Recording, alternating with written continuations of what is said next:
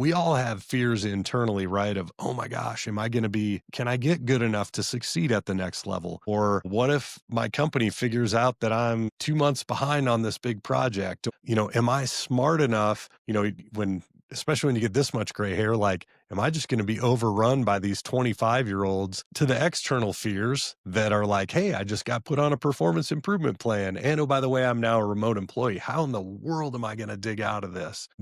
What I've found is the sooner we can act on those fears while they're still very internal, like, hey, AI is changing the workplace. I look in the mirror and I'm like, I'm not a, you know, 25-year-old. How am I going to stay relevant? How is AI going to change the things that I think I bring the best and highest value in? If I start working on it while it's still a little internal fear, as opposed to my board comes to me and says, Shon, we've hired you to run this technology company and we're eons behind. Well, at that point, my opportunity to cure the problem, that window may have closed. But as humans, if we can take, for the most part, those things that we recognize internally and start acting against them in a constructive way early on, 99% of those will never come to pass.